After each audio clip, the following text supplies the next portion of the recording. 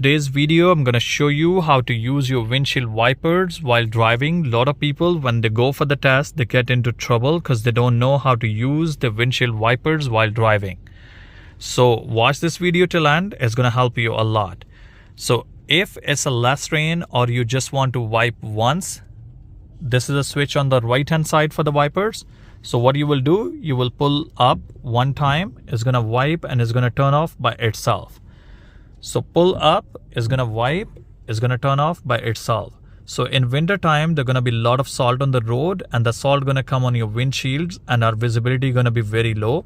So we need windshield water. So for that, we have to pull towards us.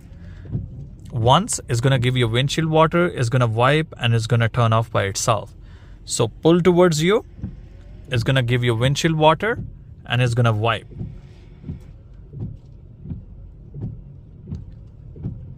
And if it's a rain and we want to use the wipers continuously, we have to put it down. So it has 3 speeds. So we will put it down. So it depends how fast is the rain. So you will turn your wipers accordingly. If the rain is less, we will keep this speed. If the rain is a little fast, we will put it down once. It's going to take us to the second speed.